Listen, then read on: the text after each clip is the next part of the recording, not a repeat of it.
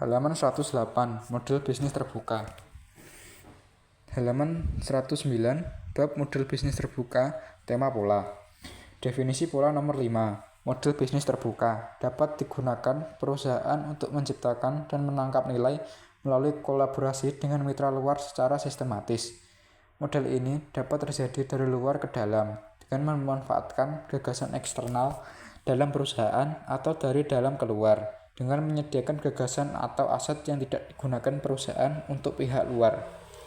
Referensi: Open Business Model, How to Thrive in the New Innovation Landscape oleh Sherbrooke Henry 2006. The Era of Open Innovation, Meet Sloan Management Review oleh Sherbrooke Henry N3 2003. Contoh: P&G, GlaxoSmithKline, Innocentive.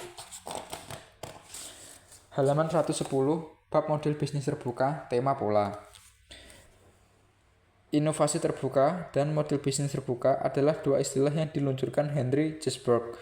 Keduanya mengacu pada pembukaan proses riset perusahaan kepada pihak luar. Sherbrooke berpendapat bahwa di dunia yang bercirikan pendistribusian pengetahuan, organisasi dapat menciptakan lebih banyak nilai dan menggali secara lebih baik riset mereka dengan mengintegrasikan pengetahuan properti intelektual dan produk-produk dari luar ke proses inovasi mereka. Selain itu, Sherbrooke memperlihatkan bahwa produk teknologi, pengetahuan, dan properti intelektual yang ada dalam suatu perusahaan akan memiliki nilai jika bersedia untuk pihak luar melalui lisensi kerjasama atau produk samping (spin-off). Di Sherbrooke membedakan antara inovasi dari luar ke dalam dan inovasi dari dalam ke luar. Inovasi dari luar ke dalam terjadi ketika sebuah organisasi membawa gagasan, teknologi, atau properti intelektual eksternal ke proses pengembangan dan komersialisasinya. Tabel berikut mengilustrasikan bagaimana perusahaan semakin bergantung pada sumber-sumber teknologi dari luar untuk memperkuat model bisnis mereka. Inovasi dari dalam keluar terjadi ketika organisasi mengeluarkan lisensi atau menjual properti intelektual atau teknologinya, terutama aset yang tidak termanfaatkan. Dalam bagian ini, kami menjelaskan perusahaan-perusahaan yang mengoperasikan inovasi terbuka. Halaman 111, bab model bisnis terbuka, tema pola.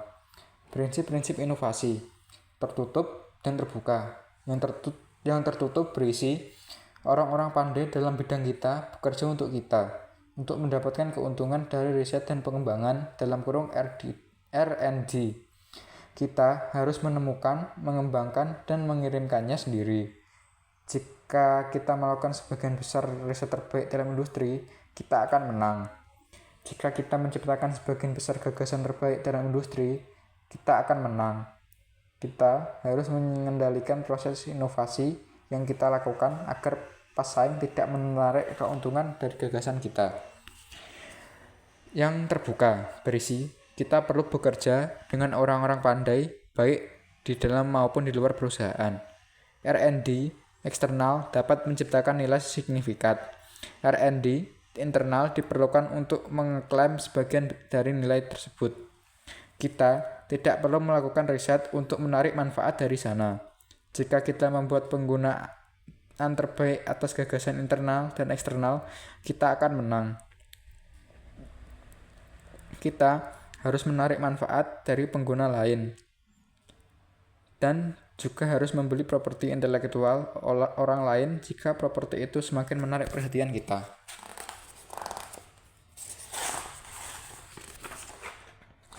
Halaman 112, bab model bisnis terbuka, tema pola. Procter & Gamble terkoneksi dan berkembang. Pada bulan Juni 2000, di tengah merosotnya harga saham Procter & Gamble yang berkelanjutan, eksekutif P&G, A.G. Lafley mendapat panggilan untuk menjadi CEO produk konsumen raksasa ini. Untuk membangkitkan kembali P&G, Lively memutuskan menarik kembali inovasi ke inti perusahaan. Akan tetapi, alih-alih meningkatkan pengeluaran untuk R&D, ia justru menstrukturkan budaya inovasi baru, yaitu beralih dari pendekatan yang berfokus pada R&D secara internal menjadi proses R&D yang terbuka.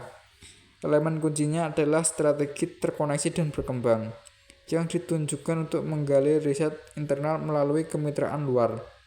Lively menyusun target yang ambisius, menciptakan 50% inovasi P&G dengan mitra luar di saat angka tersebut mendekati 15%. Perusahaan melampaui target tersebut pada tahun 2007. Sementara itu,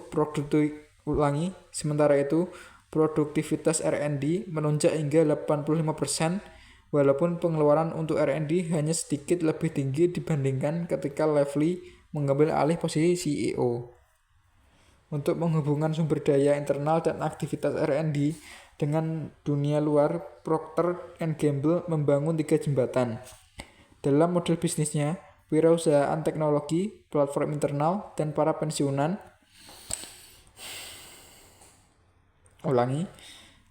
Dalam model bisnisnya, wirausahaan teknologi, platform internet, dan para pensiunan. 1.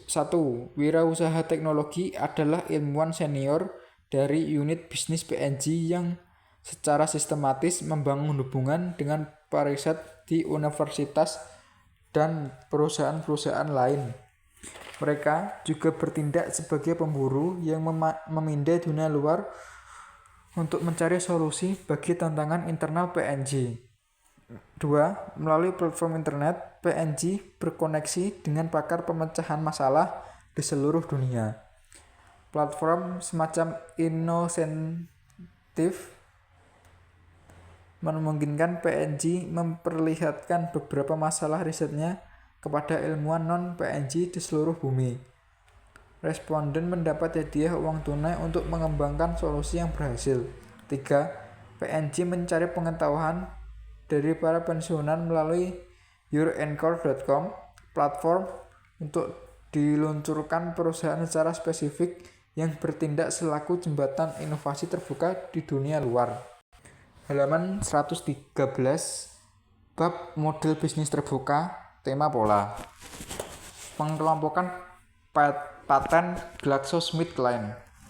Pendekatan dari dalam keluar untuk inovasi terbuka pada intinya berfokus pada menguangkan aset internal yang tidak termanfaatkan, terutama paten dan teknologi. Meskipun demikian, dalam kasus strategi riset pengelompokan paten, GlaxoSmithKline memotivasinya sangat berbeda. Tujuan perusahaan adalah membuat obat menjadi lebih mudah diakses di negara-negara termiskin di dunia dan memfasilitasi riset untuk penyakit yang sedang diteliti. Salah satu cara untuk mencapai tujuan ini adalah dengan menempatkan hak-hak properti intelektual yang relevan dengan pengembangan obat-obat untuk penyakit-penyakit tersebut ke pengelompokan paten terbuka untuk digali oleh penelitian lainnya. Sejak perusahaan-perusahaan farmasi hanya berfokus pada pengembangan obat-obatan yang mumpuni, properti intelektual yang terkait dengan penyakit yang kurang diperhatikan seringkali terabaikan. Pengelompokan paten mengumpulkan properti intelektual dari pemegang hak-hak yang berbeda dan memudahkannya untuk diakses. Langkah ini membantu untuk mencegah usaha menghalangi pengembangan R&D oleh pemegang hak tunggal. Gagasan internal, R&D, dan properti intelektual yang tidak termanfaatkan terkait penyakit-penyakit di negara-negara miskin memiliki nilai yang besar jika disatukan. Halaman 114, bab model bisnis terbuka, tema pola. Sang penghubung Innocentive. Perusahaan yang mencari pengetahuan dari periset eksternal membutuhkan biaya cukup besar saat mencoba menarik orang atau organisasi cerdas untuk menyelesaikan masalah mereka. Di sisi lain, peneliti yang ingin menerapkan pengetahuan di luar organisasinya juga membutuhkan biaya pencarian saat mencari peluang menarik. Inilah peluang yang dilihat oleh perusahaan inosentif. Inosentif menghubungkan organisasi yang memiliki masalah penelitian yang harus dipecahkan dengan peneliti-peneliti di seluruh dunia yang sangat ingin memecahkan masalah yang menentang. Bermula sebagai bagian yang menantang, bermula sebagai bagian pabrik obat Eli Lilly, Inosentif sekarang berfungsi sebagai perantara independen yang mencakup organisasi nirlaba, agen pemerintah dan organisasi komersial semacam Procter dan Gamble, Solvay dan Rockefeller Foundation. Semua perusahaan yang memasang tantangan inovatif mereka pada situs web Inosentif disebut pencari. Mereka menghargai pemecah masalah yang sukses dengan hadiah.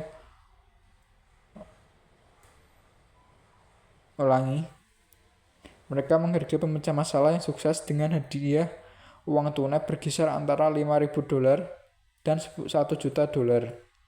Ilmuwan yang berusaha menemukan solusi untuk masalah-masalah yang terpasang di sana disebut pemecah. Proposisi nilai inosentif terletak pada mengumpulkan dan menghubungkan pencari dan pemecah. Anda dapat mengenali kualitas ini sebagai karakteristik pola model bisnis platform presisi banyak. Untuk menurunkan biaya pencarian, perusahaan dengan pola model bisnis terbuka seringkali dibangun dari platform semacam ini. Halaman 115, bab model bisnis terbuka, tema pola. Berisi beberapa gagasan oleh beberapa tokoh. Inovasi terbuka pada dasarnya tentang pengoperasian dalam dunia yang berlimpah pengetahuan. Namun, tidak semua orang pandai bekerja untuk Anda. Jadi, lebih baik Anda mencari mereka, menghubungi mereka, dan membangun berdasarkan apa yang dapat mereka lakukan. Oleh Henry Chesbrough. Lama tidak dikenal karena melakukan segalanya in-house, kami mulai mencari inovasi dari berbagai sumber di dalam dan di luar perusahaan.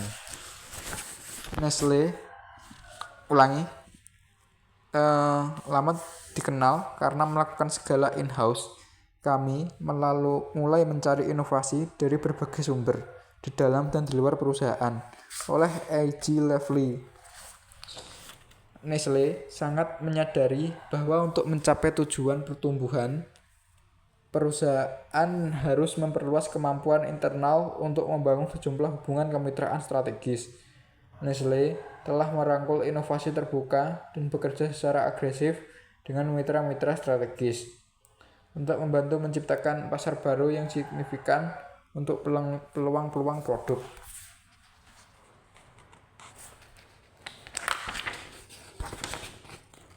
Halaman 116, bab model bisnis terbuka, tema pola. Pola dari luar ke dalam, organisasi eksternal. Organisasi eksternal. Ada kalanya dari industri yang benar-benar berbeda mungkin menawarkan pengetahuan, wawasan, paten, atau produk yang siap diproduksi yang berharga bagi kelompok internal R&D.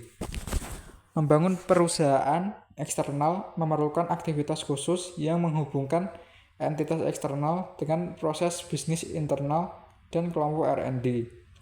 Menarik manfaat dari inovasi luar memerlukan sumber daya spesifik untuk membawa perusahaan ke jejaring eksternal. Diperlukan dana yang besar untuk menguasai inovasi dari sumber luar. Akan tetapi, dengan membangun pengetahuan yang diciptakan secara eksternal dan program riset lanjut, perusahaan dapat memperpendek waktu pemasaran dan meningkatkan produktivitas R&D internalnya. Menarik manfaat dari inovasi luar memerlukan sumber daya spesifik untuk membawa perusahaan ke jejaring eksternal.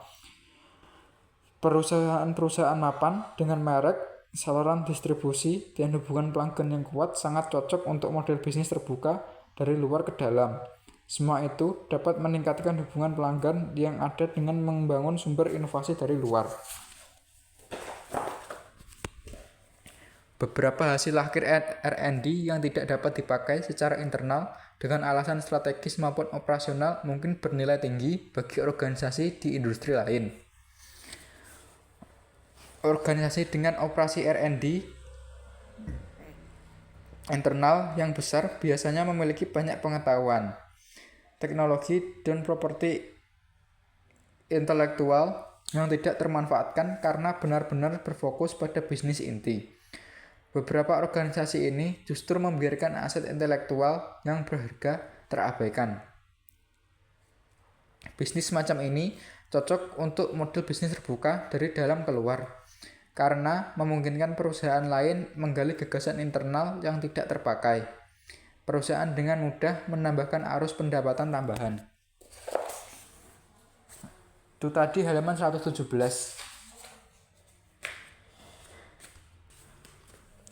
Halaman 118,